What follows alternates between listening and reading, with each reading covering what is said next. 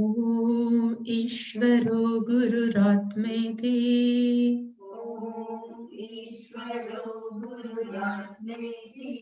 मूर्तिभेदविभागिने व्योमवद्व्याप्तदेहाय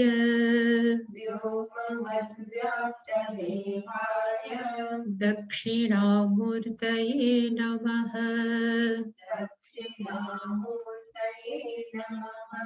सदाशिवसमारम्भाम्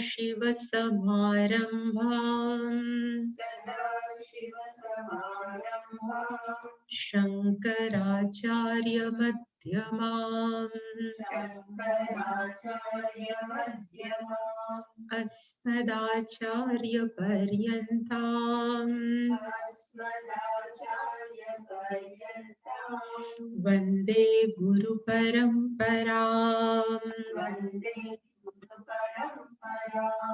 ॐ सहनाववतु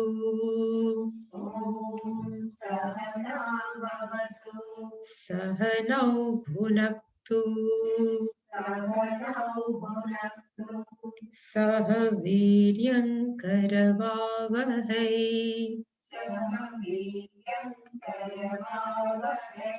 तेजस्विनावधीतमस्तु मा विद्विषावहै।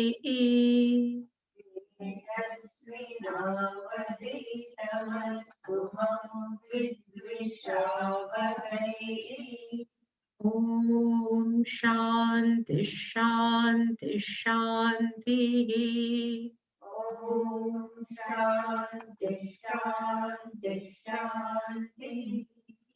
ॐ पार्थाय प्रतिबोधितां भगवता नारायणेन स्वयं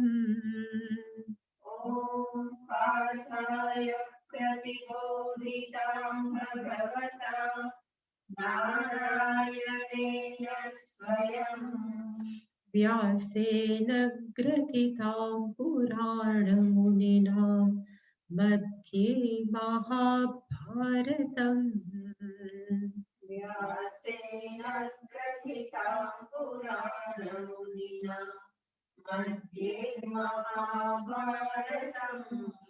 अद्वैतामृतवर्षिणीं भगवतीम् अष्टादशाध्यायिनीम्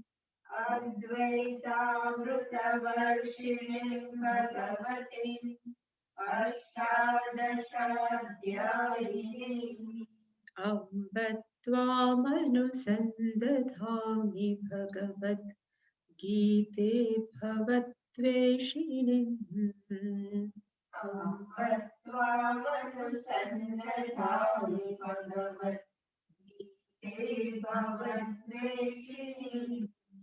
यं ब्रह्मा वरुणेन्द्ररुद्रमरुतस्तुन्वन्ति दिव्यै स्तवैः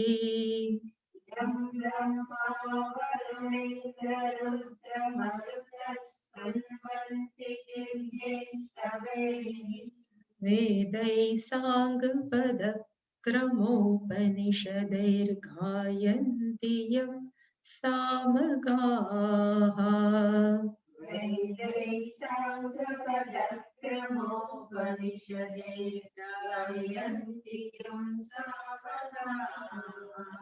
ध्यानावस्थिततद्गतेन मनसा पश्यन्ति यं योगिनः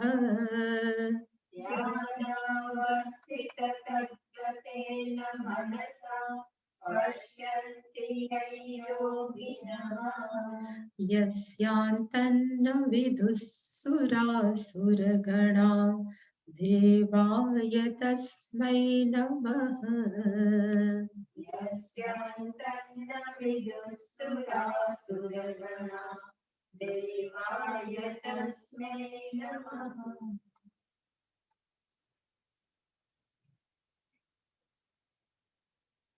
चौतीसवां श्लोक। अकीर्तिं चापि भूतानि कथयिष्यन्ति ते व्ययाम् सम्भावितस्य च कीर्तिः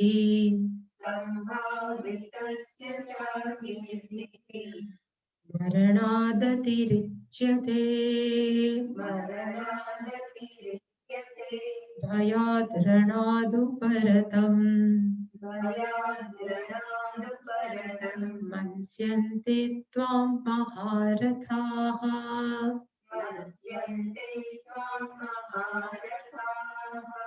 येषां च त्वं बहुमतः भूत्वा यास्यसि लाघवम्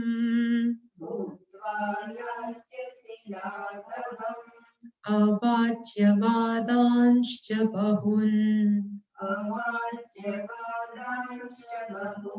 वदिष्यन्ति तवाहिताः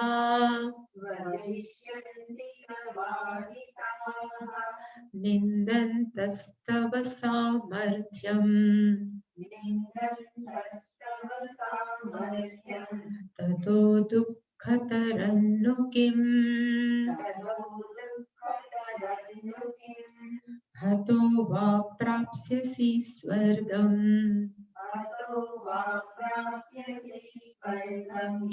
जित्वा वा भोक्ष्यसे महिम् तस्मादुत्तिष्ठ कौन्तेय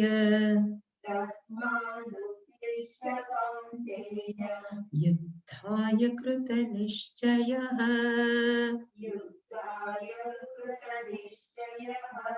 सुख दुःखे समो कृत्वा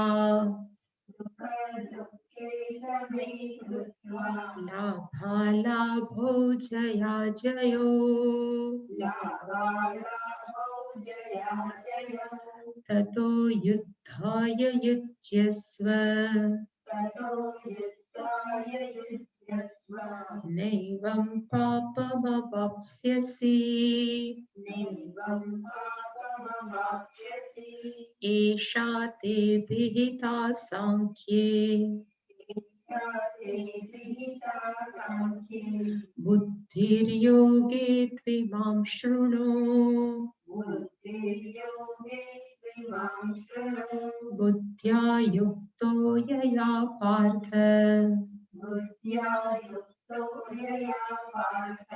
कर्मबन्धं प्रहास्यसि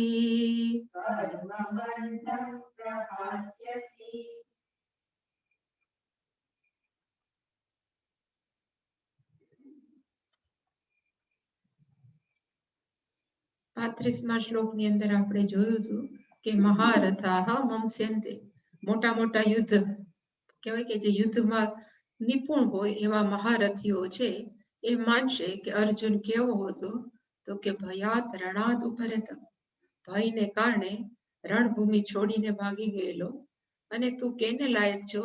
ત્વમ બહુમત, તું હંમેશા સન્માનને લાયક છો, રિસ્પેક્ટને લાયક છો. અને યેશામ એટલે કે આ મહારથા છે એક તને સન્માનની દ્રષ્ટિએ જોતા હતા, હવે લાઘવમ યાસ્યસી, તું લઘુતાને પ્રાપ્ત કરીશ કે તને નીચી દ્રષ્ટિથી જોવા મળશે. 36મા શ્લોકમાં ભગવાને એવું કીધું, તવ અહિતાઃ અવાચ્યવાદાંશ્ચ વદિષ્યન્તિ, અહિતાઃ બહુન અવાચ્યવાદાન વદિષ્યન્તિ, તારા શત્રુ છે જે તારા હિતકારી નથી એ બધા ન બોલે તેવા શબ્દ, અને કેટલા બોલશે? એક બે તો કે બહુન, ઘણા બધા છે. વદિષ્યન્તિ, એ બધા કહેશે તારા માટે જો ભાગી જઈશ તો, કે યુદ્ધ નહીં કરે તો. અને તવ સામર્થ્યમ નિંદંત, તારું જે વેલર છે, તારી જે પરાક્રમશીલતા છે એ બધાને એ લોકો શું કરશે તો કે નિંદા કરશે. અને એનાથી વધારે દુઃખદાયક કયું? આપણે પાપડ ન ભાંગતો હોય ને એમ કે તારાથી પાપડ ભાંગતો નથી તો આપણે દુઃખી ન થાય, પણ જે સ્વર્ગને પણ જીતવા કેપેબલ હોય એને એમ કે તારાથી પાપડ ભાંગે એમ નથી તો એનું કેટલું અપમાન, કે એનાથી વધારે દુઃખતરમનું કેમ? હતો વા, ભગવાને કીધું 37મા શ્લોકમાં કે બે રીતે તારું કલ્યાણ છે. જો મરી જાય સ્વર્ગમ પ્રાપ્સ્યસી. હતઃ means if you are killed, તું જો મરી જાય સ્વર્ગમ પ્રાપ્સ્યસી વા જીતવા, એને જો તું જીતી જઈશ મહિમ ભોક્ષ્યસી, તો તું આખા પૃથ્વીનું રાજ કરીશ. એટલા માટે થઈ ઉત્તિષ્ઠ કૌંતેય, તસ્માદ એટલે કે ધેરફોર ખરેખર 11મા શ્લોકથી લઈ અપ ટુ 36 એટલે કે 11મા શ્લોકથી ભણાવવાનું ચાલુ કર્યું હતું. પેલા 11 થી 25 શ્લોક આત્મજ્ઞાનના, પછી એની ભેગા અભ્યુપેતવાદ, એને કીધું હતું કે જો તમે મરી જવાનું છે તો પણ જાતસ્ય ધ્રુવ મૃત્યુ, એ થોડુંક ભગવાન એને સમજાયું. પછી ધર્મ લેવલથી સમજાયું, અકીર્તિ લૌકિક લેવલથી સમજાયું. કીધું કે એક જ દ્રષ્ટિએ આ લોકોને ત્યારે દુઃખ કરવા જેવું નથી. એટલે કીધું તસ્માત, છેલ્લું તસ્માત નો તો થાય ધેરફોર ઇંગ્લિશમાં કહેવાય, ગુજરાતીમાં કહેવાય તેથી, આઈ થિંક તેથી કૌંતેય ઉત્તિષ્ઠ, અને યુદ્ધ માટે થઈ તું તારા મનની અંદર નક્કી કરી લે કે યુદ્ધ જ કરવું છે. અને 18મો શ્લોક છે એમ કહી શકાય કે પૂર્વ ભૂમિકા ભગવાને બાંધી કે મનને બેલેન્સ રાખવું છે એ વ્યવહાર જગતની અંદર કેવું છે, તો કે અત્યંત અગત્યનું. સમીકૃતવાનો અર્થ થાય યુ શુડ કીપ બેલેન્સ. મન છે તમારે બેલેન્સ રાખવું જોઈએ, સમ રાખવું જોઈએ. કઈ કઈ જગ્યાએ, તો કે સુખ ને દુઃખ આવે ત્યારે પણ મન છે એ સરખું રહેવું જોઈએ. લાભ અથવા અલાભ, ક્યારેક ફાયદો થાય ક્યારેક નુકસાન થાય.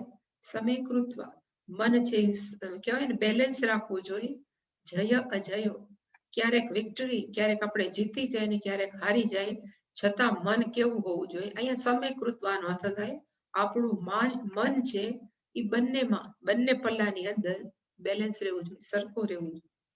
અને એકવાર આવું રાખી મનને તું બેલેન્સ રાખી અને યુદ્ધાય યુજ્યસ્વ, આવું કર્યા પછી યુદ્ધ માટે થઈ અને તું જોડાઈ જા અને તું યુદ્ધ કર. અને જો આવી રીતે કરીશ તું યુદ્ધ, તો પાપમ ન અવાપ્સ્યસી, તું ક્યારે પણ પાપને પ્રાપ્ત નહીં કર.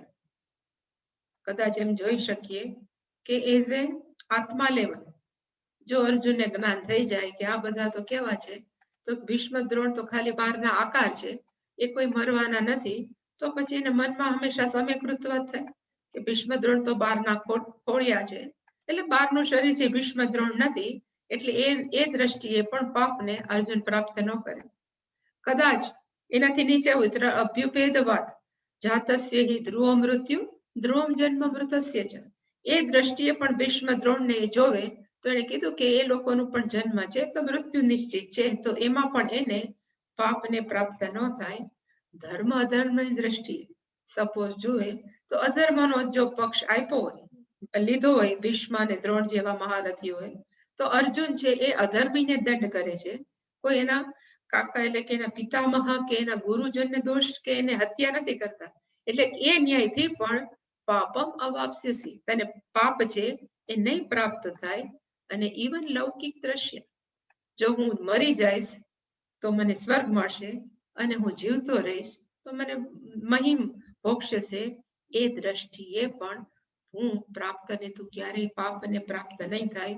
એટલા માટે થઈ યુદ્ધાય યુજ્યસ, એટલે કે ચારે ચાર લેવલે ભગવાને કીધું તને ક્યાંય પાપને પ્રાપ્ત થાય એમ નથી. યુ ડુ ફાઇટ, તારે શું કરવું જોઈએ, યુદ્ધ કરવું જોઈએ. હવે આવું કીધું પછી 39મા શ્લોકથી ભગવાને કહેવાય કે ટોપિક બદલી. અત્યાર સુધી ભગવાન છે માત્ર અર્જુનને એમ જ સમજાવતા હતા કે તારે યુદ્ધ કરવું જોઈએ. શું કામ યુદ્ધ કરવું જોઈએ, તો લૌકિક ને ધર્મ અને જૈનનું સમજાયું અને પ્લસ સાંખ્ય યોગ એટલે કે આત્મજ્ઞાન સમજાયું. પણ હવે ભગવાન એમ થયું કે એને વધારે બીજું સમજાવવાની જરૂર છે. એટલે કે 39માં એમ કહી શકાય કે શ્લોકથી ભગવાને કર્મયોગનું ઇન્ટ્રોડક્શન કરાયું. આનું પહેલા જોઈ લે, આપણે આમાંથી જોઈએ ભાષ્યમાંથી.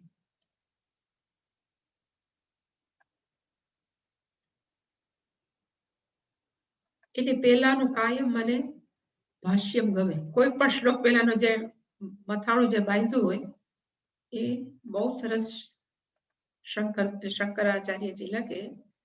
એટલે એને કીધું કે ઇહ એટલે કે અહીં દર્શિત દર્શાવવાના છે શાસ્ત્ર વિષય વિભાગ. શાસ્ત્રના બે ભાગ છે, પૂર્વ ભાગ અને ઉત્તર ભાગ છે. એ ભગવાન છે ઉપરિષ્ટાત, એને ભગવાન ભણાવશે. અને કેવી રીતે ભણાવવાના છે? તો ત્રીજા અધ્યાયમાં છે જ્ઞાન યોગેન સાંખ્યાનામ કર્મ યોગેન યોગિનામ. આ ત્રીજો અધ્યાય આવશે ને ત્યારે આપણે જોશું જ. પણ એક ફિલોસોફી સામાન્ય માણસના મનમાં એવી છે કે જ્યારે મોક્ષ પામવું હોય, મોક્ષ એટલે આપણે જે માનીએ છીએ મર્યા પછીની મુક્તિ નહીં, પણ જીવતા હોય ત્યારે જ આત્મજ્ઞાન પ્રાપ્ત કરવું, એને જ આપણે મોક્ષ કહીએ છીએ. એટલે મોટા ભાગના માણસો માને છે કે મોક્ષ પ્રાપ્ત કરવા માટે સંન્યાસ છે એ બહુ જરૂરી છે. સામાન્ય માણસોના ત્યારે પણ એવું જ હતું, કારણ કે મોક્ષમાં ઇઝીલી શું કામ પ્રાપ્ત કરે?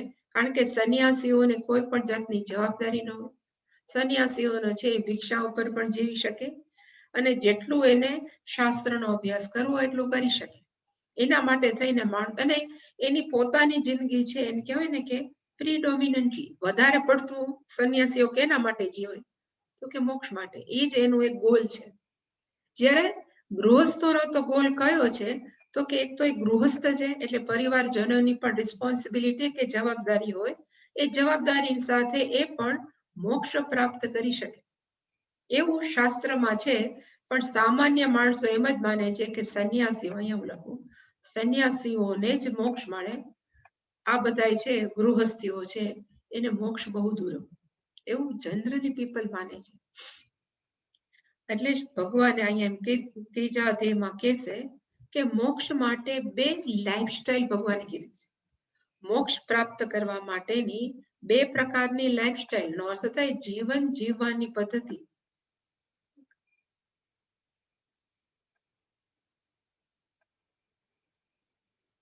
અહીંયા લખીએ આપણે.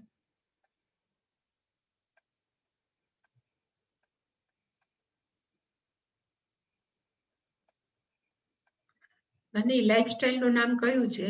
તો કે એક લાઈફસ્ટાઈલ નું નામ છે ગૃહસ્થ જીવન. લાઈફસ્ટાઈલ છે, જીવન જીવવાની પદ્ધતિ. એક ગૃહસ્થ જીવન છે અને બીજું છે સંન્યાસી.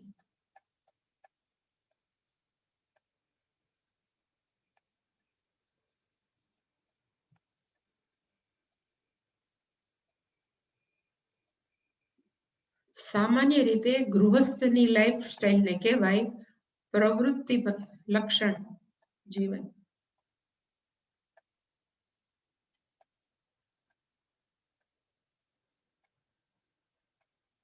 લક્ષણ હું નથી લખતી, પ્રવૃત્તિ લક્ષણ લાઈફસ્ટાઈલ. લાઈફસ્ટાઈલ નું ગુજરાતી શું થાય? જીવન જીવવાની પદ્ધતિ. બહુ લાંબુ બીજું કઈ સારું નામ હોય તો આઈ ડોન્ટ નો, પણ એને જીવન જીવવાની પદ્ધતિ પણ લાઈફસ્ટાઈલ. અને આ છે નિવૃત્ત લક્ષણ પ્રવૃત્તિ. નિવૃત્ત શાસ્ત્ર એ જ કીધું છે. પણ ગૃહસ્થના જીવનની અંદર એને આ મોક્ષ કેવી રીતે પ્રાપ્ત કરે? તો એને પણ કર્મયોગ કરવાનો. આપણે જોશું કર્મયોગ એટલે શું. એને પણ કર્મયોગ કરવાનો, પ્લસ જે શ્રવણ મનન નિધિધ્યાસન બધા કરે છે એટલે કે પ્લસ કહેવાય ને જ્ઞાન. પણ શ્રવણ મનન લખું છું. શ્રવણ એટલે એને કહેવાય જ્ઞાનકાંડ. શ્રવણ પછી મનન અને નિધિધ્યાસન.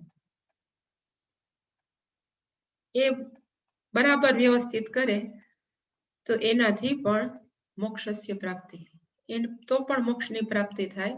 અને સંન્યાસી છે, નિવૃત્ત છે, કોઈ પણ પ્રકારની જવાબદારી નથી, છતાં પણ એને કર્મયોગ તો કરવાનો જ છે. એને કઈ હાથ ખંખરે બેસી કે એવું નથી. કારણ કે કર્મયોગ છે એનું ફળ જુદું છે. અને કયું છે તો કે ચિત્ત શુદ્ધિ આપે. એટલે કે સંન્યાસીએ પણ કર્મયોગ કરવો જોઈએ. સંન્યાસીએ પણ શ્રવણ મનન નિધિધ્યાસન કરવું જોઈએ.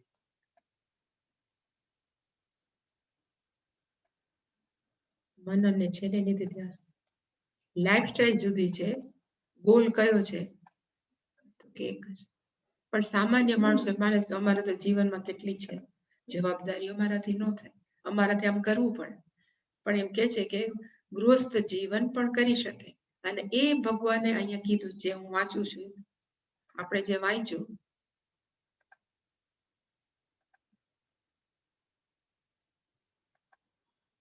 જે બે લાઈફસ્ટાઈલ છે જ્ઞાન યોગેન સાંખ્યાનામ એનો અર્થ થાય સંન્યાસીઓ માટે જ્ઞાન યોગની લાઈફસ્ટાઈલ છે અને કર્મ યોગેન યોગીનો અને કર્મ યોગી નામનો અર્થ થાય ગૃહસ્થ જે કર્મયોગ જીવે છે એને લાઈફસ્ટાઈલ છે એ કેવી છે તો કે કર્મયોગ વાળો બેનો ગોલ કયો છે તો કે મોક્ષ અને ભગવાને કીધું કે આ નિષ્ઠાદય વિષયમ શાસ્ત્ર આખું શાસ્ત્ર ઇવન વેદ છે એ બે નિષ્ઠા અહીંયા નિષ્ઠાનો અર્થ થાય લાઈફસ્ટાઈલ બે લાઈફસ્ટાઈલ વાળું આ શાસ્ત્ર છે એ ભગવાને તૈયાર કર્યું છે અને શું કામ તૈયાર કર્યું છે તો કે સુખમ પ્રવર્તિષ્યતે શ્રોતાર એ માણસો છે શ્રોતા એનો અર્થ થાય સાંભળવા વાળા છે એ બધા ઇઝીલી સહેલાઈથી શાસ્ત્રને પણ સમજી શકે એ જીવન પણ જીવી શકે બધા સંન્યાસીને નો યોગ્ય હોય ને બધા જે ગૃહસ્થને યોગ્ય ન હોય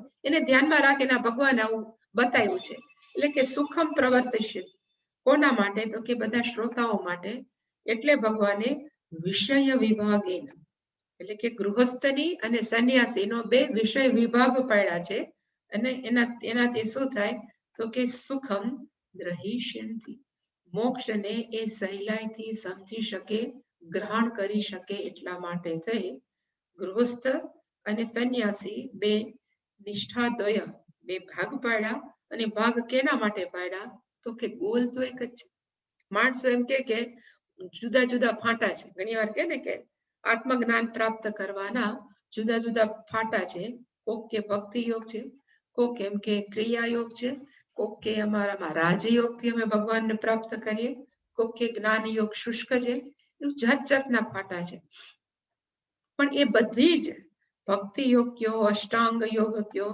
કે ક્રિયા યોગ કયો ખરેખર ક્રિયા યોગ છે ને આ જ છે જે આ પતંજલિ ઋષિનો એને થોડુંક મિક્સ કરીને ક્રિયા યોગ બનાવ્યો છે એ બધું છે એ ચિત્ત શુદ્ધિ માટે છે એ એક જુદું નથી એ બધું ચિત્ત શુદ્ધિ માટે છે અને એ ગૃહસ્થો પણ કરી શકે અને એ સંન્યાસીઓ કરવું જ જોઈએ બંને માટે કોમન છે આ બધું છે અને એ બધું કરીને ચિત્ત શુદ્ધિ થાય એ વ્યક્તિ પછી શું થશે તો કે જ્ઞાન પ્રાપ્ત માટે યોગ્ય બનશે એવું ભગવાનને હવે અર્જુનને કેવું છે એટલે ભગવાને અત્યાર સુધી તો એને આત્મજ્ઞાન પહેલા ભણાવી દીધું અને એને એમ હતું કે અર્જુન કદાચ ગ્રાસ્પ કરી લે કે અર્જુન કદાચ સમજી જાય પણ અર્જુનના હાવભાવ ઉપરથી એવું લાગ્યું કે અર્જુન નહીં સમજે એટલે ભગવાને કીધું કે હવે કર્મ યોગ પણ એને સમજાવો એટલે કે 39મા શ્લોકથી ભગવાને જે ઇન્ટ્રોડક્શન આપ્યું એ કેનું છે તો કે કર્મયોગ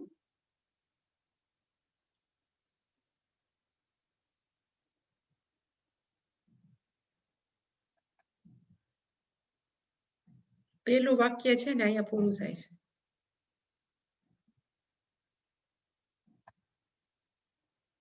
સાંખ્ય આત્મજ્ઞાનની બાબતમાં સાંખ્ય શું કા કહેવાય એ પણ જોશું તો કે સાંખ્ય એટલે કે આત્મજ્ઞાનના વિષયની અંદર એશા બુદ્ધિ અહીંયા બુદ્ધિનો અર્થ છે આત્મજ્ઞાન શંકરાચાર્ય જે લખ્યું છે જ્ઞાનો એટલે આપણે જોશું પણ એ આત્મજ્ઞાન છે તેનો અર્થ થાય અર્જુનને તુભ્યમ તને અભિહિતા ભગવાન કે જે કહેવાનું હતું એ મેં કહી દીધું અભિહિતાનો અર્થ થાય આઈ હેવ ટોલ્ડ મેં કહી દીધું છે અત્યાર સુધી મેં કેનું વર્ણન કર્યું તો કે સાંખ્યનું હવે સાંખ્ય શું કામ નામ પડ્યું ઇવન આ બીજા અધ્યાયનું નામ પણ છે સાંખ્ય તો સાંખ્યનો અર્થ શું થાય તો જે આનંદગીરી ટીકા છે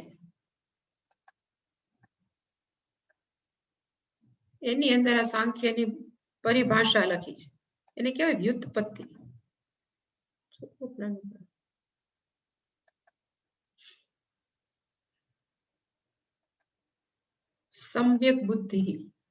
સમ્યક બુદ્ધિને કહેવાય સંખ્યા હવે સમ્યક બુદ્ધિ એટલે શું જે આપણે 5મા અધ્યાયના શ્લોકમાં કીધું હતું વિદ્યા વિનય સંપન્ને બ્રાહ્મણે ગવિ હસ્તિની શુનિચૈવ શ્વપાકે જ પંડિતા સમદર્શિનઃ સમ્યક એટલે સમાન બુદ્ધિ કોની અંદર તો કે જે આપણા વખાણ કરે એને પણ સમાન ભાવથી જોઈએ.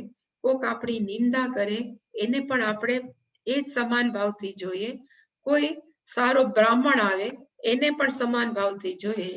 ઇવન કૂતરો આવે તો સમાન ભાવથી.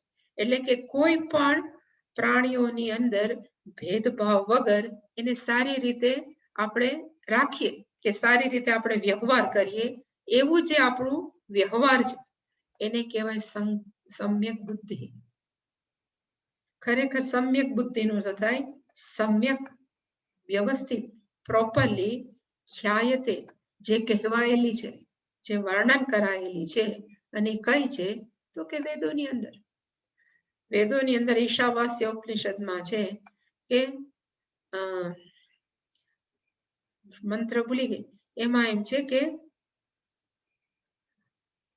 કહમોહ ક શોક, એની આગળ કહ્યું બધા જ પ્રાણીઓની અંદર જે પોતાને જોવે છે અને પોતાની અંદર બધા પ્રાણીઓને જોવે એને કહેવાય સમ્યક બુદ્ધિ. જેવી રીતે ચૂંક છે એ માનવા માંડે કે જેટલા ઘરેણા છે ને એ બધામાં હું જ છું અને બધા જ ઘરેણા છે મારી અંદર છે, એટલે ચૂંકને આત્મજ્ઞાન થઈ ગયું. એ જ આત્મજ્ઞાન છે એ માણસને થાય કે મારી અંદર જે ચૈતન્ય તત્વ છે એ બધાની અંદર છે અને બધાની અંદર રહેલું છે તત્વ મારા. એવું જે સમજણ આવી જાય એને કહેવાય સમ્યક બુદ્ધિ. અને એનું જ નામ છે સંખ્યા. અને એ સમ્યક બુદ્ધિને જે પ્રકાશિતેન સંબંધી પ્રકાશિત્વેન, એટલે કે એને જે પ્રકાશિત કરે કે એ કઈ છે સમ્યક બુદ્ધિ શું છે, એ જે આખો ટોપિક છે, તત્વમ છે, એ રહસ્ય છે કે એ ટ્રુથ છે, એને શું કહેવાય તો કે સાંખ્ય. એટલે કે સાંખ્યનો તો આત્મજ્ઞાન શું કામ કહેવાય તો કે આત્મજ્ઞાન એટલે કહેવાય કે આત્મજ્ઞાન થયા પછી ક્યાંય પણ ડિફરન્સ ન જોવા મળે, જે છે બધું સરખું જ દેખાય ને કહેવાય સમ્યક બુદ્ધિ. સમ્યક બુદ્ધિ એનું બીજું નામ છે સંખ્યા. અને એવું જ જેનું મન થઈ ગયું છે, એવું જે કહેવાય ટોપિક છે એના સંબંધ એટલે એને રિલેટેડ પ્રકાશિત, એને રિલેટેડ જે તત્વમાં આપણે જે શીખડાવીએ એ અહીંયા તત્વનો અર્થ થાય વિષય. એ જે વિષય છે એને શું કહેવાય તો કે સાંખ્ય. અને એ વિષય બુદ્ધિ જે એનો વિષય વિચાર કર્યા જ કરે કે મારે હંમેશા હું કહું make it and fake it, fake it and make it. એટલે કે એવા વિષય બુદ્ધિ મારું અપમાન કરે છે એમાં બીજું કોઈ નહીં, પણ એ જ પરમાત્મા છે. અને મારા વધારે પડતા વખાણ કરે છે એ પરમાત્મા, એને કહેવાય તદ વિષય સમ્યક બુદ્ધિ. એવી એને કહેવાય સાંખ્ય બુદ્ધિ. અને એ જ્ઞાન છે એને કહેવાય સાંખ્ય. સાંખ્યમનો અર્થ થાય બધું જ સમાન જોઈ શકીએ એને કહેવાય સાંખ્યમ. અને જેને એવું થઈ જાય એની મન કે જેના વિચારો કે અહીંયા જે છે બીજું કાંઈ નહીં, એક જ પરમાત્મા છે, તો એ માણસની બુદ્ધિ કેવી થઈ ગઈ તો કે સાંખ્ય બુદ્ધિ. ભગવાને કીધું કે એ વિશે મેં અત્યાર સુધી કીધું. ક્યાં સુધી? અને આમાં શંકરાચાર્ય જે લખ્યું એ છે શંકર ભાષ્ય ઉપક્રમ ભાષ્યની અંદર કે યેશામ જ્ઞાનિનામ ઉચિતા ભવતિ યા સાંખ્ય બુદ્ધિ. જે જ્ઞાનીઓ માટે આ બુદ્ધિ છે સરખી થઈ ગઈ, સામાન્ય થઈ ગઈ, એવું જ રીતે વર્તન કરવા માંડ્યા, એ બધા જ માણસોને શું કહેવાય તો કે સાંખ્ય. આપણે કહીએ ને આ સાંખ્ય છે, એટલે સાંખ્યનો અર્થ જ આ થાય કે બધાને સમાન રીતે જોડે. અને એ જ્ઞાન કેવી રીતે પ્રાપ્ત કરવું ભગવાન કે મેં કહી દીધું.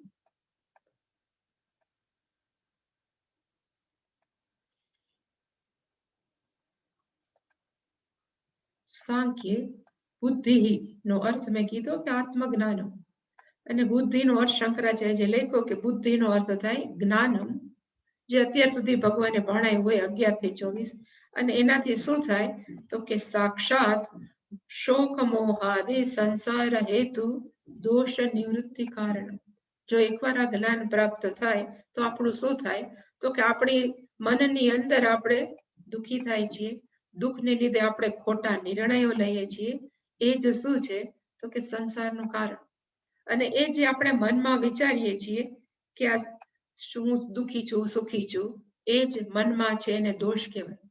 અને એ નિવૃત્તિ કારણ. જો આપણે જ્ઞાન પ્રાપ્ત થાય તો આ બધા જ મનના દોષ કે મારો હું સુખી છું દુઃખી છું, પછી મને બધા હર્ટ કરે છે, એવું કોઈ પણ છે, એ બધું વિચારવું એ જ દોષ છે અને એ જ સંસારનું કારણ છે. એમાંથી છૂટવા માટે જે જ્ઞાન બતાવે છે એને કહેવાય સંસાર નિવૃત્તિસ્ય કારણ, નિવૃત્તિ હે કારણ. આખું આત્મજ્ઞાન છે એનાથી શું થાય તો કે સંસારની નિવૃત્તિ. અને સંસારનો અર્થ આપણે ઘણા વખત પહેલા ક્યારના આપણે જોયા જ કરીએ કે સંસારનો અર્થ થાય મનની અંદર રાગ, મનની અંદર શોક અને મનની અંદર મોહ. એ બધાને એના સવારે પુત્ર અને પૌત્ર જોયા, એ બધું જે મનમાં હોય એને કહેવાય સંસાર. અને એ એકવાર મનમાંથી નીકળી, એમાં મરવાની જરૂર નથી, ખાલી એ બધા દોષ નીકળી જાય તો પણ આપણને આત્મજ્ઞાન પ્રાપ્ત થયું કહેવાય. અને આપણે કેવા થઈ જાય તો કે નિત્ય મુક્ત. અને ક્યારે તો કે જીવતા હોય ત્યારે. એ બધું ભગવાન કે છે અભિહિતા. અભિહિતાનો અર્થ થાય મુક્તા. આ બધું જ જ્ઞાન છે એ મેં. અને સાંખ્યનો અર્થ ભગવાન શંકરાચાર્યજી લખ્યો પરમાર્થ વસ્તુ વિવેક વિષય. આત્મજ્ઞાન છે શું છે? પરમાર્થ, આત્મજ્ઞાન. કોકને એમ થાય પરમાર્થ નો અર્થ શું થાય? અર્થ નો અર્થ થાય ઈચ્છતે, અર્થ્યતે. અને સૌથી અંતિમ પરમ નો અર્થ થાય સર્વશ્રેષ્ઠ. માણસો જીવનમાં શું ઈચ્છે તો કે મારે કાયમ સુખ જોઈએ, એટલે પરમેનન્ટ સુખ છે એને જ કહેવાય. ક્યારે અમદાવાદ એક વાર છેલ્લે પૂજ્ય સ્વામીજી આવ્યા હતા ને ત્યારે એને જયારે પણ લેક્ચર માટે ત્યારે એને મોક્ષની એક નવી વ્યાખ્યા આપી. અને કે જે વ્યક્તિ છે એ પરમેનન્ટ સુખી રહે જ્યારે જીવતા હોય ત્યારે એનું નામ છે મોક્ષ. આમ તો એ બધું એક જ થયું પણ બીજી રીતે પ્રેઝન્ટ કર્યું હતું.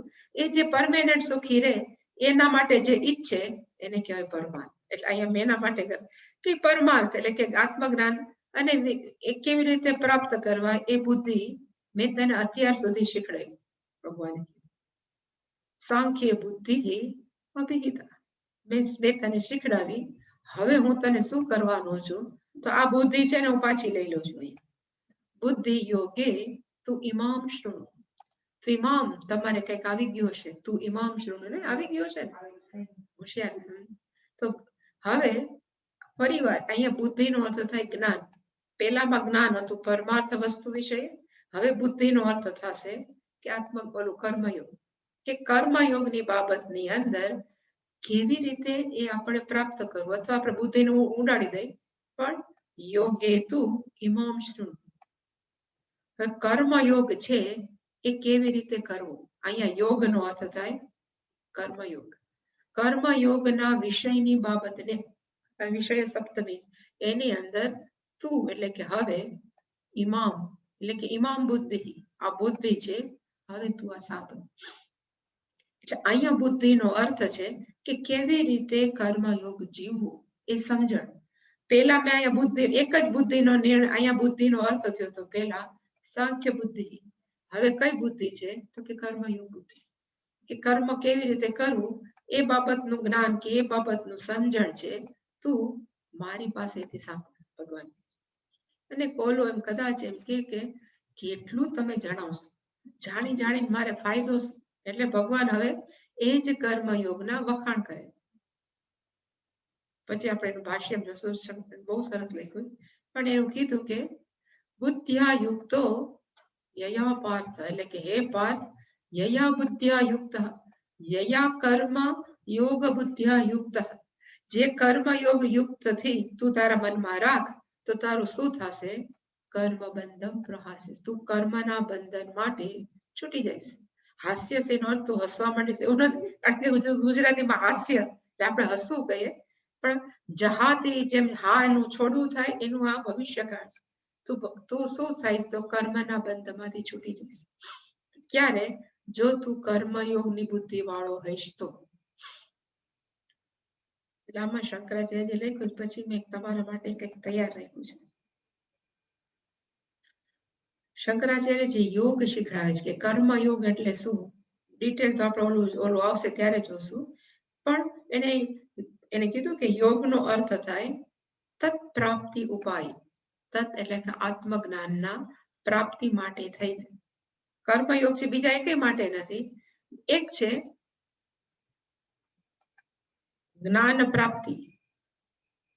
જ્ઞાન પ્રાપ્તિનો અર્થ થાય કો કેમ કે મારે 12માં પાસ થવું છે, એમ છે 12માના જ્ઞાન ઉપર જીતે પાસ થઈ ગયો ચોરી કર્યા વગર, તો એ કેવો થાય તો કે એને 12માના વિષયમાં એને પર કંટ્રોલ આવી ગયો.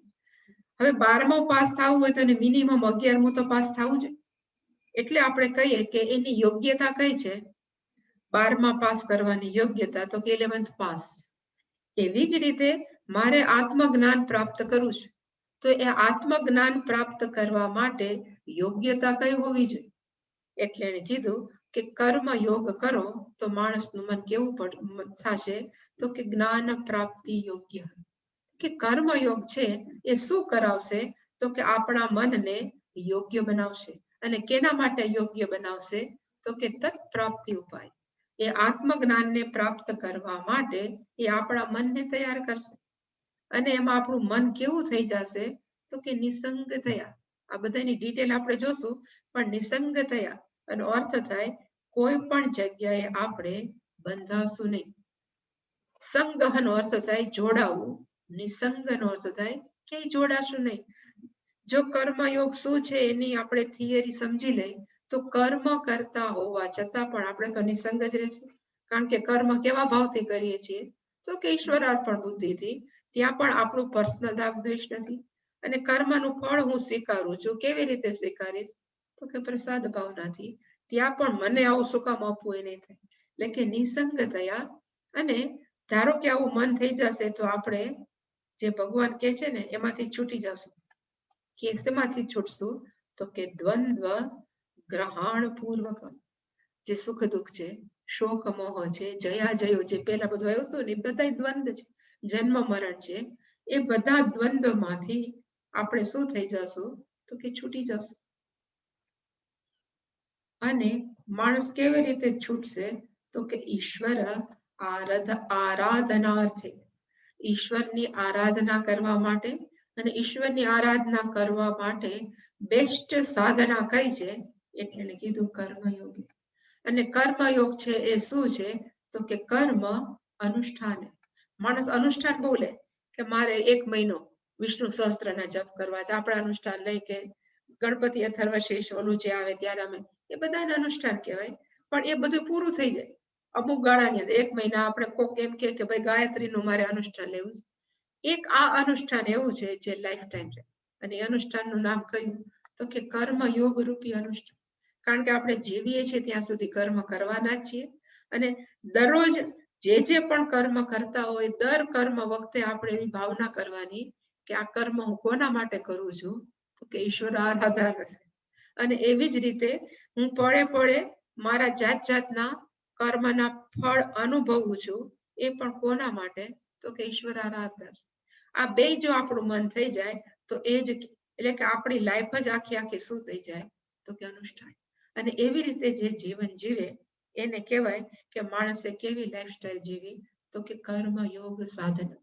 માણસોને સાધનાનું એક છે ને, સાધના માણસો માટે એક મિસ્ટિક વર્ડ થઈ ગયું, રહસ્યમય શબ્દ.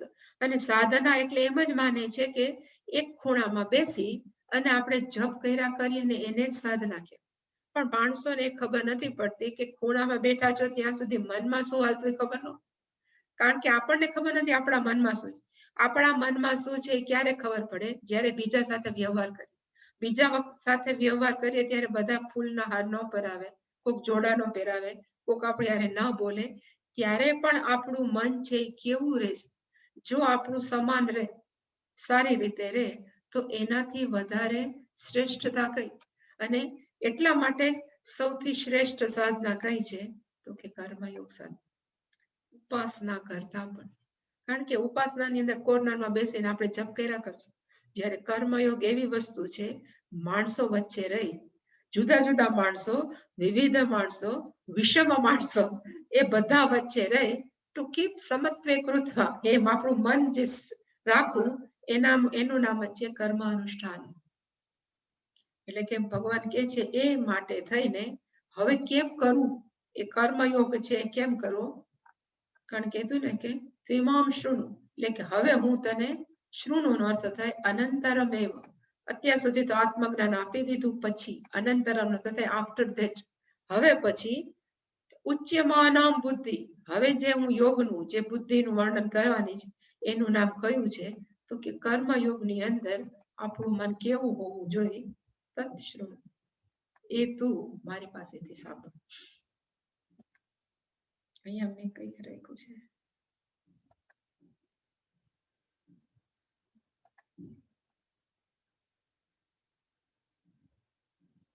આવશે તો ખરું જ ઘણી વખત, છતાં મેં અહીંયા લખ્યું છે કે વેદના છે ને બે ભાગ છે એઝ યુઝ્યુઅલ. એક ભાગનું નામ છે કર્મકાંડ અને બીજા ભાગનું નામ છે જ્ઞાનકાંડ. પેલો કર્મકાંડ છે શેના માટે છે? તો અહીંયા લખ્યું છે સાધન અને સાધ્ય. અને જ્ઞાનકાંડ છે એ કોના માટે છે? તો કે આત્મજ્ઞાન માટે. હવે સાધન અને સાધ્ય એટલે શું? એટલે મેં ખાલી એક થોડાક કહેવાય ને એક્ઝામ્પલ્સ આપ્યા છે કે પેલા માણસો અગ્નિહોત્ર યજ્ઞ કરતા, એને સાધન કહેવાય. એ સાધન કરીએ છીએ એ આપણે કોના માટે કરીએ છીએ અગ્નિહોત્ર? તો કે સ્વર્ગ પ્રાપ્તિ માટે. એ સ્વર્ગ પ્રાપ્ત કરવું એને કહેવાય સાધ્ય. એવી જ રીતે એક કારિણી યજ્ઞ છે, કોઈ સાંભળ્યું હોય કે નહીં સાંભળ્યું હોય, એક યજ્ઞ છે, એ યજ્ઞનું નામ છે કારિણી. હવે યજ્ઞ કરવાથી આપણને શું મળે? તો કે વરસાદ. દુકાળ પડ્યો હોય ને તો માણસો એમ કે હાલો કારિણી યજ્ઞ કરે, અને એનાથી આપણને તો કારિણી યજ્ઞ છે સાધન છે, સાધ્ય શું છે? તો કે વરસાદ. પછી એવી જ રીતે આપણે નોકરી કરીએ છીએ. અત્યારે તો આપણે આવા ક્યાં કારિણી યજ્ઞ કરીએ? અત્યારે આપણે બધા નોકરી કરતા હોય કે પોતાનો ધંધો કરતા હોય. એ ધંધો છે એ શું છે? તો કે સાધન છે. અને એનું સાધ્ય શું છે? તો કે હું નોકરી કે ધંધો કરું, મને ધન કેટલું મળશે? તો ધન છે એ શું છે? તો કે સાધ્ય છે. એવી જ રીતે શાસ્ત્રમાં કીધું છે કે ખાલી તમે નોકરી ધંધો ન કરો, થોડું ભગવાનનું નામ લો, જપ કરો, પ્રાર્થના કરો, તો એનાથી તમને શું મળશે? કારણ કે બધાને શું મળશે એનો અર્થ થાય સાધ્ય શું છે. જ્યારે પણ આપણે પ્રશ્ન પૂછીએ કે આનું રિઝલ્ટ શું, મને શું મળશે, એને કહેવાય સાધ્ય. તો કે આનું સાધ્ય શું? તો કે તમે પ્રાર્થના જપ કરો તો તમને પુણ્ય મળશે. જેવી રીતે અગ્નિહોત્ર કરી અને પુણ્ય મળે તો સ્વર્ગમાં જવાય, એવી રીતે તમે બહુ પ્રાર્થના ને જપ કરો તો પણ તમને સ્વર્ગમાં તો જવાય જ. એટલે કે આ બધાના ગોલ સાધ્ય છે એ કેવા છે? તો કે જુદા જુદા.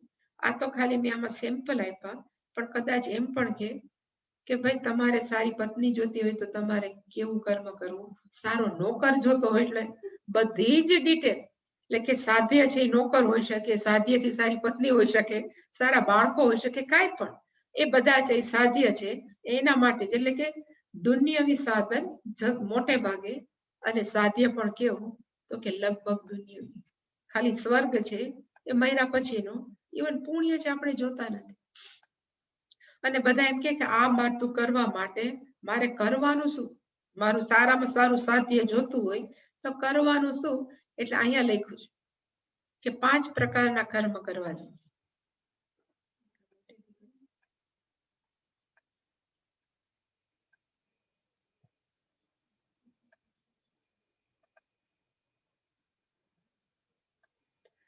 પાંચ પ્રકારના કર્મ કરો તો તમારા જીવનની અંદર તમને જે મળે, જે આજે સાધ્ય છે તમને પ્રાપ્ત થાય, જે બધા કીધા એમાં.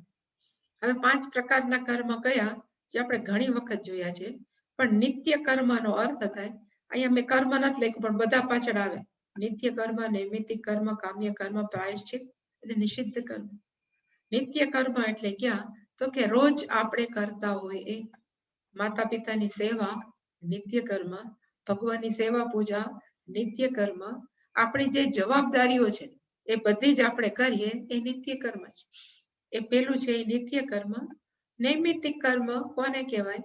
તો કે ઘરમાં બાળકનો જન્મ થયો, નિમિત્ત એક બન્યું, અને પછી આપણે ઓલું ષષ્ઠી કે ઉજવીએ, નામકરણ, છઠ્ઠી હોય પછી નામ પાડીએ, એ બધું નૈમિત્તિક કર્મ.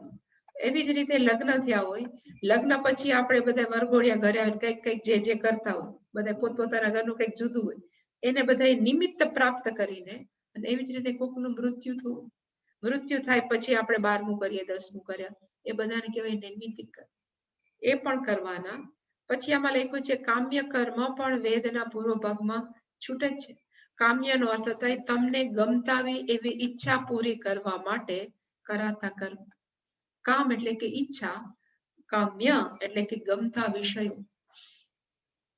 ઘર થઈ ગયું પણ ઘર આખું સેન્ટ્રલી એસી હોવું જોઈએ, કામ્ય કર્મ. શિયાળામાં બીજે ક્યાંક રહેતા હોય અને એમ બહુ શિયાળો હોય તો ઘર આખું સેન્ટ્રલી હીટર વાળું હોવું જોઈએ, કામ્ય કર્મ. એવી રીતે 10 જોડી કપડા છે પણ મારે રોજના રોજ રિપીટ ના થવા જોઈએ, કામ્ય કર્મ. એવી જ રીતે રોજ રોટલો ને શાક ખાતા હોય તો નાના રોટલો ને શાક ન જોઈએ, રોજ 3 વખત ડિફરન્ટ ડિશિસ જોઈએ, આવી બનાવી છે.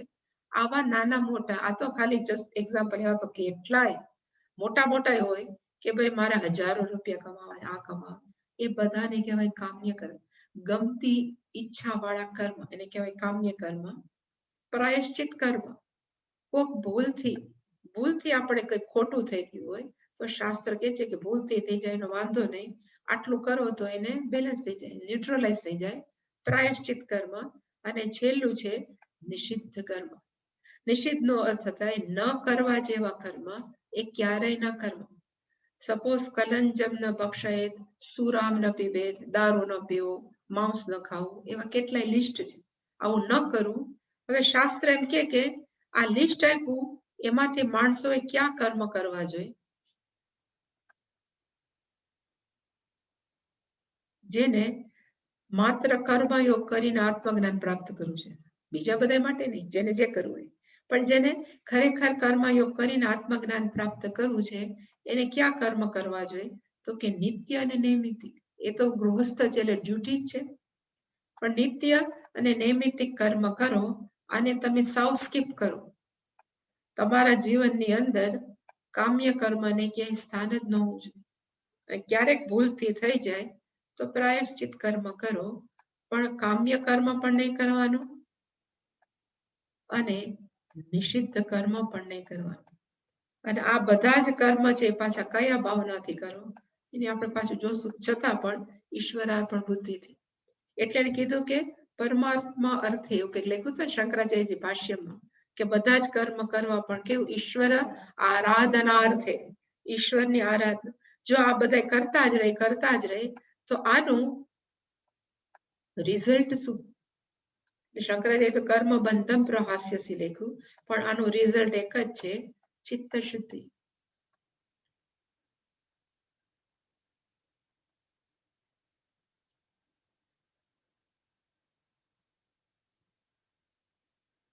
ચિત્ત શુદ્ધિ.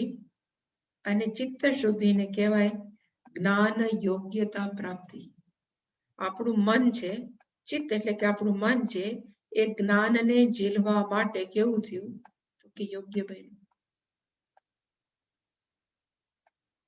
જ્ઞાન યોગ્યતા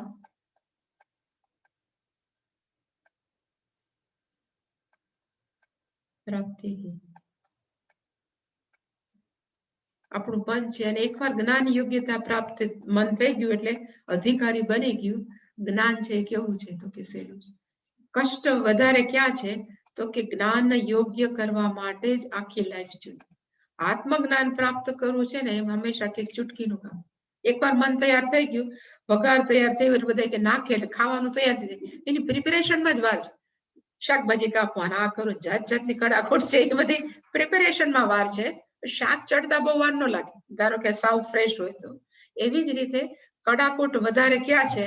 તો કે ચિત્ત શુદ્ધિને જ તકલીફ છે. એટલે કે એકવાર જ્ઞાન યોગ્યતા થઈ ગઈ પછી આત્મજ્ઞાન પ્રાપ્ત છે એ કેવું છે? તો અઘરું છે. પછી પ્રોબ્લેમ ક્યાં છે? પછીનો પ્રોબ્લેમ છે, તો અહીંયા નથી લખ્યો. જ્ઞાન પ્રાપ્તિ થઈ ગઈ પછીનો પ્રોબ્લેમ છે જ્ઞાન નિષ્ઠા પ્રાપ્તિ. જ્ઞાન મળી જશે, અને આત્મજ્ઞાન તો અત્યારે આ બધા જ્ઞાની છે. જેટલા બેઠા છો મારી સામે, આમાં બેઠા છે, ટીવી આમાં કહેવાય લેપટોપ ની સામે દેખાય છે, તમે જે બધા સામે બેઠા, જ્ઞાન તો છે જ ને, પણ નથી. કોકને એમ કે આત્મજ્ઞાન એટલે શું? તો કે હું સર્વત્ર વ્યાપક છું, હું શરીર નથી, મન નથી, અને હું જેવી રીતે પરમાત્મા બધા વ્યાપક છે, હું પરમાત્માથી અલગ નથી, આત્મજ્ઞાન. અને હંમેશા હું કહું કે 3 વાક્યની અંદર આત્મજ્ઞાન થાય. પેલું છે કે ઈશાવાસ્ય વિદમ સર્વ, અહીંયા જે પણ છે એ બધું શું છે? તો કે પરમાત્મા છે. આ પહેલું વાક્ય. હવે જો પરમાત્મા બધે વ્યાપક હોય તો આપણે પરમાત્માથી અલગ હોય, ખૂણામાં બેઠા છે, આ બધી છે પણ આ ખૂણામાં નથી, એવું નથી. જયારે આપણે કહીએ કે ઈશ્વર બધી જગ્યાએ છે, એટલે કે બીજું એનું તારણ થાય કે હું પણ પરમાત્માથી અલગ નથી. હવે હું પણ પરમાત્માથી અલગ નથી એ વાક્ય સાચું જ છે, તો કદાચ હું એમ બોલું કે હું પરમાત્માથી અલગ નથી ઇઝ ઇક્વલ ટુ હું જ પરમાત્મા છું. ધારો કે પેલું તરંગ એમ બોલે કે હું સમુદ્રથી અલગ નથી, પણ ખરેખર એ પણ H2O છે ને હું H2O છું, તમે બંને કેવા છે તો હું જ સમુદ્ર છું. એ જે બોલવું એને કહેવાય આત્મજ્ઞાન થઈ ગયું. કોને થયું તો કે તરંગને થયું. એવી રીતે આપણને પણ હું પરમાત્મા જો બધી જગ્યાએ છે તો હું પરમાત્માથી અલગ નથી. ઇનફેક્ટ હું અને પરમાત્મા બંને કેવા છીએ એક. આને કહેવાય આત્મજ્ઞાન. પણ આત્મજ્ઞાન થયા પછી ત્રીજું સ્ટેપ છે એ જરૂરી છે, એને કહેવાય જ્ઞાન નિષ્ઠા. આપણે લેક્ચર સાંભળતા હોય ત્યારે આપણને જ્ઞાન પ્રાપ્ત થઈ જાય અને આપણે સમજાઈ જાય, પણ પછી વ્યવહાર કરવાનો આવે ત્યારે એની અંદર આપણે એવા જ પ્રમાણે વ્યવહાર કરીએ તો એને કહેવાય જ્ઞાન નિષ્ઠા. કોઈ પણ વ્યક્તિ હોય કેવી પણ હોય એની સાથે સમાન જે સમ્યક બુદ્ધિ આવી ગઈ ને, જેવી રીતે ઓલા તરંગને બુદ્ધિ આવી ગઈ કે અહીંયા જે છે પણ H2O છે, એવી રીતે આપણને જેને આત્મજ્ઞાન થયું એને બુદ્ધિ તો થઈ જ ગઈ કે અહીંયા જે છે એ બધું ઈશ્વર છે. હવે એ બુદ્ધિ આવી જાય પછી આપણે વ્યવહાર કરીએ ને કોક પરમાત્માને તતડાવીએ, કોક પરમાત્માને પ્રેમ કરીએ તો જ્ઞાન નિષ્ઠ નથી. જ્ઞાન નિષ્ઠનો અર્થ થાય જે પણ છે, જેવી પણ વ્યક્તિ છે મને કેવી છે તો કે સ્વીકાર્ય. કોઈ પણ પરિસ્થિતિમાં કોઈ પણ વ્યક્તિ એની સાથે આપણું વર્તન છે એ સમાન રહે, કોઈ પણ પ્રકારની કમ્પ્લેન વગર, તો એને કહેવાય જ્ઞાન નિષ્ઠા. એટલે કે ખરેખર સ્ટેપ કેવા છે તો કે પેલા ચિત્ત શુદ્ધિ, ચિત્ત શુદ્ધિ પછી આના એટલે જ્ઞાન યોગ્યતા પ્રાપ્તિ, પછી જ્ઞાન પ્રાપ્તિ અને પછી જ્ઞાન નિષ્ઠા પ્રાપ્તિ. આ 3 સ્ટેપ છે. અને અત્યારે માણસોને પ્રયત્ન ક્યાં કરવાની જરૂર છે તો કે જ્ઞાન યોગ્યતા આપણામાં કેટલી છે ખબર નથી, એટલે કે એ આપણે વધારવાની જરૂર છે. એટલે કે રાગ દ્વેષ ઓછા કરવાની જરૂર છે. જ્ઞાનમ તો આઈ થિંક બધાયમાં છે, સાંભળી થઈ જ ગયું. હવે જરૂર ક્યાં છે તો કે જ્ઞાન નિષ્ઠા પ્રાપ્તિ. પણ જ્ઞાન નિષ્ઠા પ્રાપ્તિ શું કામ નથી થતી ખબર? કારણ કે જ્ઞાન યોગ્યતા નથી. કે આપણે હજી આપણા મનની અંદર રાગ દ્વેષ છે, ગુસ્સો છે, દુઃખ છે, ચિંતા છે, એ બધું કહેવાય આપણે હજી જ્ઞાન યોગ્ય નથી. એટલે કે સૌથી વધારે મહેનત ક્યાં કરવાની છે તો કે કર્મયોગ અધિષ્ઠાન. એ ભગવાન અહીંયા સમજાવે છે કે કર્મયોગ અધિષ્ઠાન એટલે શું તો કે સૌથી અઘરામાં અઘરું સ્ટેપ છે આ છે. હંમેશા સ્વામીજી કહેતા કે હિમાલયની ગુફાની અંદર બેસી અને જપ કરવા બહુ સહેલા છે. ઇવન અહીંયા બધા એકાંતવાસમાં રહે, મૌન રાખે, બહુ સહેલું. કારણ કે એકવાર બોલો પછી ક્યાંક નીકળે ને પછી સામેનો માણસ કેમ વ્યવહાર કરે ખબર ન. હવે મૌન રાખે તો ઓલા બધાને પૂજવાના જ છે. એકવાર જો બોલવા માંડે ને એનો વ્યવહાર નક્કી થાય એટલે પછી એમ થાય કે આ તો બરાબર નથી. એટલે કે આપણા અંદરનો કચરો કેટલો છે એ આપણને ખબર ક્યારે પડે કે જ્યારે આપણો વ્યવહાર બીજા માણસો સાથે કેવો છે. એટલે એને કીધું કે સૌથી અઘરી સાધના છે એને કહેવાય કર્મ અનુષ્ઠાન. કર્મ યોગે અને કર્મ અનુષ્ઠાન પાછું કરવાનું કેવું, ગમે એ માણસ હોય. એટલે આપણે બધા વખાણ બહુ કરીએ કે કચ્છની અંદર મેકરણ દાદા હતા. મેકરણ દાદા હતા, દાદા મેકરણ, એવી સ્ટોરી આવતી અમે નાના હતા ત્યારે ઓલામાં ગુજરાતીમાં, કે ત્યાં કાવડ લઈને ક્યાંક પધરાવા જવાનું. અહીંયા યુપીમાં છે એ લોકો ખબર છે કાવડ નીકળે, કાવડ લઈને જાય કાળા કપડા, પછી ક્યાં પધરાવા જાય મને ખબર નથી, પણ કાવડ નીકળે, બધે કાવડમાં લઈને જાય ગંગાજળ અને અમુક જગ્યાએ પધરાવવાનું હોય. એટલું બધું મને નથી લાગતું બધા હાલતા હોય, પણ ખબર ને એક આખો આવે એ લોકો ચાલ્યા જ કરે, કાવડિયા કહેવાય, બધે કાવડિયા. હા, પણ ક્યાં પધરાવે છે ખબર નથી, પણ એ કાવડ લઈને જાય ને અમુક જગ્યાએ પધરાવાનું. એવી જ રીતે કચ્છની અંદર એક હતું કે પાણી લઈને જવાનું અને અમુક જગ્યાએ ત્યાં જઈને પધરાવાનું. એમાં ઘણા બધા લોકો જતા હતા, એમાં મેકરણ દાદા હતા. એ પણ પોતાની કાવડ લઈને કે પાણી લઈને જતા હતા પધરાવા. એક ગધેડો છે તરફડતો હતો પાણી વગર, કારણ કે કચ્છમાં ત્યાં પાણી ઓછું, એ તરફડતો હતો. એટલે મેકરણ દાદાએ પોતાનું પાણી હતું એ ગધેડાને પીવડાવી દીધું. એટલે બધાએ કીધું કરાર તમે ગધેડાને પીવડાવ્યું, ભગવાનને તમે શું ચડાવશો? એટલે બોલ્યા કે મારા માટે ગધેડો એ ભગવાન જ છે. એનો અર્થ કે બધી જ જગ્યાએ જે જોવે છે કોને જોવે છે તો કે ઈશ્વર. એટલે કે ગધેડાને પાણી પીવડાવવું એ કર્મ છે, પણ કેવા ભાવથી કર્યું? ઈશ્વર આરાધના.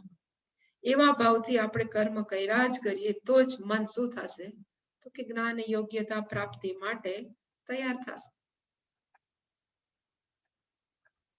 એટલે કે પછી ધારો કે બુદ્ધ્યાયુક્ત, આપણી બુદ્ધિ છે, આપણું મન છે એ કેવું થઈ ગયું તો કે તૈયાર થઈ ગયું. શેનાથી તો કે કર્મયોગ કરી કરી કરીને આપણે છેલ્લે શું થઈ જશું તો કે ચિત્ત શુદ્ધિ 100% થઈ ગઈ તો પછી શું થશે? એટલે ભગવાને કીધું કર્મ બંધમ પ્રહાસ્યસી. તો કર્મના બંધનમાંથી તારું શું થશે? કે છૂટી જાય. હવે કર્મ બંધ એટલે શું? એટલે શંકરાચાર્યજી નીચે સમજાયું કે વોટ ઇઝ કર્મ બંધન.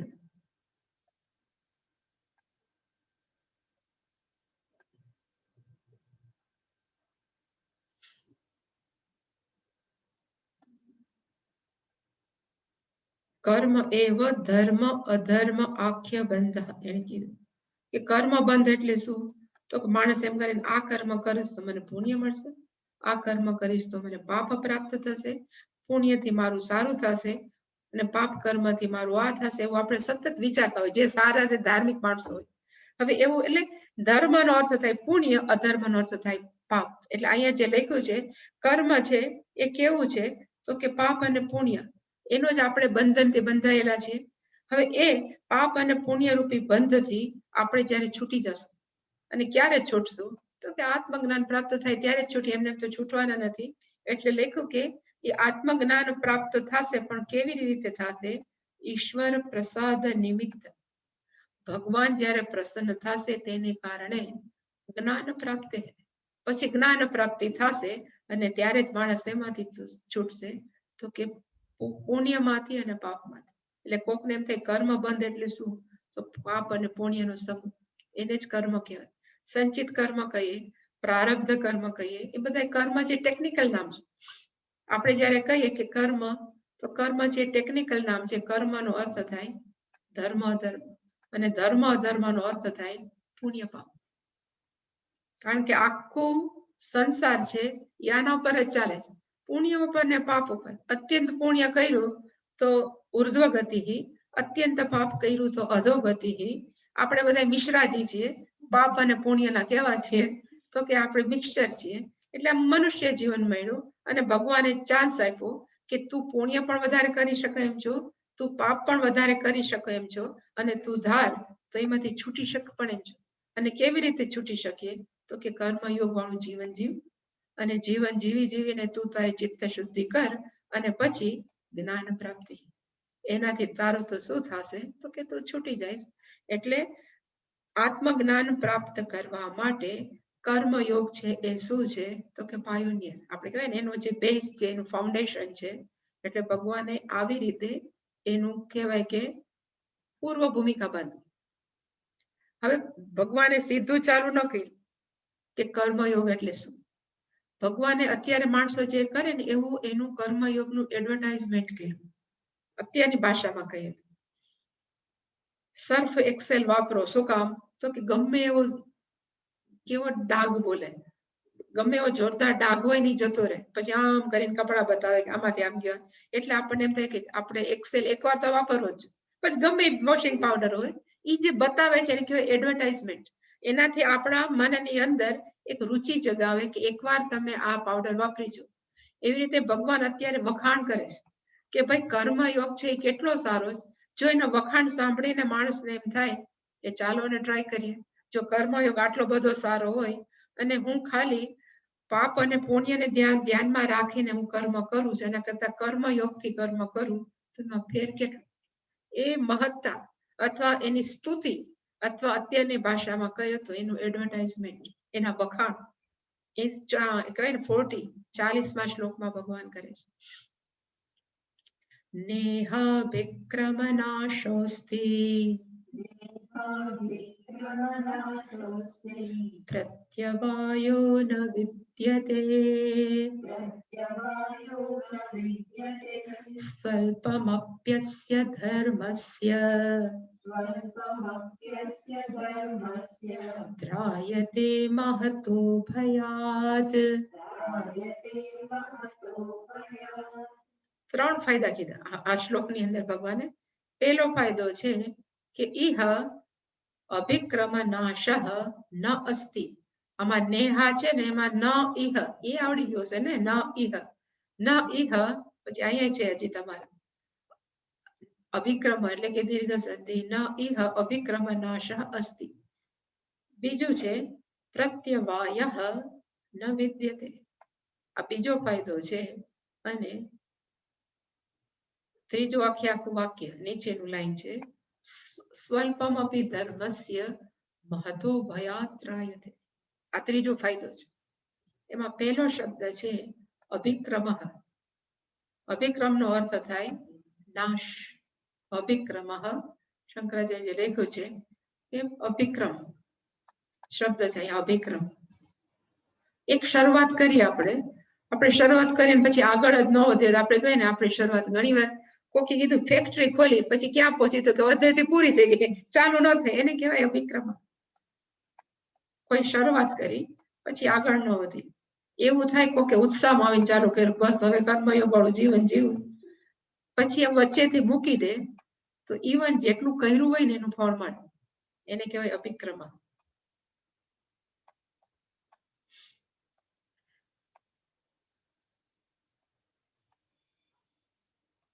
માણસો છે ને શરૂઆતમાં બહુ ઉત્સાહી હોય, સંસ્કૃત શીખવું ઘણી વાર ત્યાં હોય, સંસ્કૃત આવે આ બધું આવડે 1 થી 1 4 6 10 ગણ આવી જાય, બહુ મજા આવે.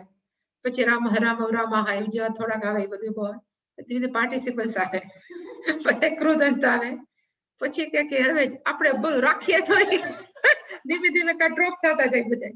એ જે ડ્રોપ થતા જાય એને કહેવાય અભિક્રમ નાશ. પછી પાછા 2 વર્ષ પછી પૂછીએ તો એને રામાહાય નો આવડતું હોય, કે સંધિના નિયમય નો આવડતા હોય, એટલે કે જે શરૂઆત કરી હતી એનું બધા એનું શું થઈ ગયું તો કે નાશ. એવી રીતે કોકે 5 વર્ષ પહેલા વિચાર્યું, કોક ઉત્સાહિત થઈ ગયું કે મારે ઈશ્વરારાધનાર્થે અહમ ઇદમ કર્મયોગ કરિષ્યામિ, એમ ધારો કે નક્કી કરે અને કર્મયોગ પ્રારંભ કર્યો અને સિન્સિયર હતા. એવું નથી વ્યક્તિ સિન્સિયર હતી, એને નક્કી કર્યું કે બધા જ કર્મ છે હું કેવી રીતે કરીશ તો કે ઈશ્વર અર્પણ બુદ્ધિથી, અને જે પણ સ્વીકારીશ એ ભગવાન છે એની પ્રસાદી. એવું લગભગ 1 વર્ષ માણસ જીવો. 1 વર્ષ જીવ્યા પછી વળી ભગવાન ઉપર ખીચ ચડી, કારણ કે માણસ છે ગમે પોતાનું ધાર્યું ન થાય, એટલે ગુસ્સો તો જે ન બોલતો એના ઉપર જ જાય, એટલે કે ગુસ્સો કોના ઉપર ગયો કે ભગવાન ઉપર. અને પછી કે હવે મારે કર્મયોગ જેવું કરવું જ નથી, 1 વર્ષ સુધી મેં કર્મયોગ કર્યો, મને કઈ ફળ ન મળ્યું, એટલે પછી એને કર્મયોગ મૂકી દીધો. તો 1 વર્ષ કર્મયોગ જીવન જીવવું એનું ફળ મળે તો કે મળે. કર્મયોગ ભાવનાથી જો એ રહ્યો હશે તો મળે, એ ભગવાન અહીંયા કીધું છે.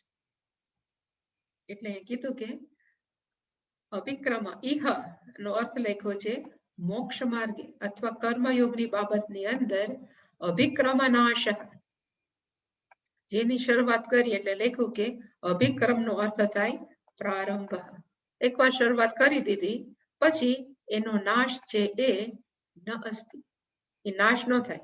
જેટલું કર્યું હોય ને, કારણ કે કર્મયોગી કર્મ જ છે, અને કર્મ છે એ પાછું ઈશ્વરની ભાવનાથી કર્યું છે, એટલે એનું ક્યારે પણ નાશ ન થાય. અને શંકરાચાર્યજી અહીંયા ઉદાહરણ આપ્યું છે કે યથા કૃષ્યાદેહ. હવે અત્યારે બિચારા ખેડૂતો છે એને જેવું ભીમ 11 આવે એટલે વાવણા કરે, અને વાવણા થોડાક છાંટા પડ્યા પછી એમ થાય કે વરસાદ તો આવવાનો જ છે, એટલે બિચારે બધે વાવણી કરી અને વરસાદ ન આવે તો વાવણીનો શું થઈ જાય તો કે નાશ થાય, આખો પાક છે એ બળી જાય. એવી રીતે મેં કર્મયોગ ચાલુ કર્યો છે, અને કર્મયોગ છે હવે બંધ, મને નથી ખબર કે મને મજા આવશે, માણસોએ મૂકી દીધું, તો જેટલું જીવન હું કર્મયોગની ભાવનાથી જીવો એનું પણ મરી જશે તો કે એનો નાશ ન થાય, એ મળે છે. એટલે કે યોગ વિશે પ્રારંભસ્ય અનેકાંતિક ફલત્વમ ન, કારણ કે જ્યારે આપણે કર્મયોગની ભાવનાથી જીવતા હોય ને,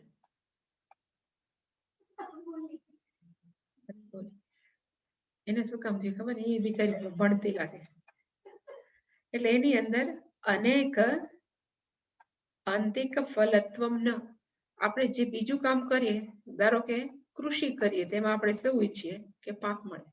પછી એવી જ રીતે આપણે કોઈ પૈસા કમાવાનું નક્કી કરીએ તો આપણે જે ઇન્વેસ્ટ કર્યું એને શું હોય તો કંઈક ફેક્ટરી કરીશ, તો એ આપણું બીજું ફળ છે કે મારે ફેક્ટરી નાખીને પૈસા કમાવા છે. ઇવન આ બધા વાવે છે પૈસા કમાવા માટે, એના અનેક ફળ છે કે મારે આ જોઈ છે, આ જોઈ છે, પણ તમે કર્મયોગ શું કામ કરો છો, ક્યાં ફળ માટે? તો એક જ ફળ છે, ચિત્ત શુદ્ધિ, મારે બીજું કઈ નથી જોતું એમાં. એટલે એમાં અનેક અંતિક ફલત્વમ ન, એક જ ફળ છે મારે આ જ જોઈશે, એટલે એનો નાશ છે એ ક્યારેય ન થાય. इवन एक एक्ઝામ્પલ અમારા એક મેં બીજા સ્વામીજી પાસેથી સાંભળ્યું છે કે માણસોએ નક્કી કર્યું કે સપોઝ મારો દીકરો છે એ 12માની પરીક્ષાની અંદર 95% લેવાય તો 95% ઓછા લાગે માણસો, પણ સપોઝ અહીંયા લખું છું કે જો 95% આવી જાય ને તો કોક મા બાપ છે નક્કી કરે કે હું વિષ્ણુ સહસ્ત્ર નામનો 108 પાઠ કરીશ અને એ પણ 10 દિવસની અંદર 10 દિવસની અંદર 108 વિષ્ણુ સહસ્ત્ર નામ છે એ કોના માટે કરીશ તો કે મારા દીકરાને 95% આવે એટલે, અને 95% આવી ગયા અને કદાચ એ મા બાપે ચાલુ કર્યા 10 દિવસ એટલે રોજને 10 કરતા વધારે કરવા પડે 11. હવે 11 કરે અને 5મે દિવસે કદાચ એ વ્યક્તિ માંદી પડી અને જપ ન થયા તો પછી એને જે 5 દિવસ કર્યા અને 55 એના પાઠ થયા ને તો એ 55 કરેલા પાઠનું ફળ આમાં એને વગે 95% માર્ક આવ્યા એમાં ન થાય. એને જયારે આ કામ્ય કર્મ છે એને જયારે નક્કી કર્યું કે આ પાઠ હું કયા નિમિત્તે કરું છું તો મારે બીજું કઈ નથી જોતું પણ મારો દીકરો આવી રીતે થાય એટલે જે કામ્ય કર્મ છે અને પછી તમે પાઠ કરો તો તમારે પાછા નવેસરથી 10 દિવસની અંદર 108 પાઠ કરવા જ પડે. અર્ધેથી વળી પાછા 55 થઈ ગયા હવે પાછા જપાન ચાલુ કરો એવું ન થાય, પહેલેથી જ કરવું પડે. અને કોકે પ્રેમથી નક્કી કર્યું કે ભાઈ હું અનુષ્ઠાન લઉં છું કેના માટે તો કે ચિત્ત શુદ્ધિ માટે. હવે એમાં એ 5મા દિવસે માંદા પડ્યા વ્યક્તિ અને માંદા પડ્યા પછી એનાથી જપ ન થયા અને કીધું મૂકી દઈને એમને હું જપ કરીશ તો પણ એને 55 કર્યા જેનું ફળ મળે. એનો અર્થ કે એની અભિક્રમ એકવાર ચાલુ કરી દીધું તો એનું ફળ મળે છે.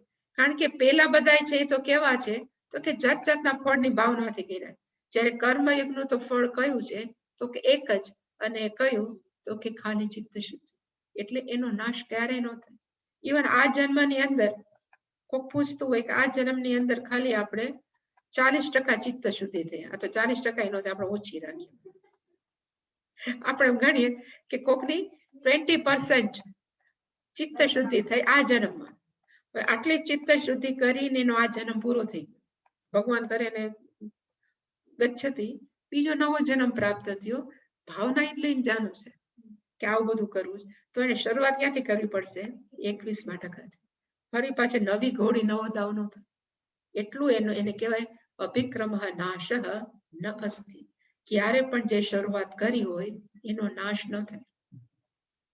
પછી છે પ્રત્યવાયો ન વિદ્યતે, પણ એની ડિટેલ આવતીકાલે.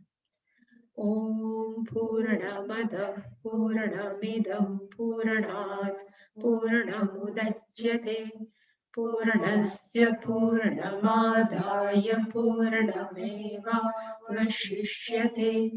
ઓમ શાંતિ શાંતિ શાંતિ. હરિ ઓમ. શ્રી ગુરુભ્યો નમઃ. હરિ ઓમ.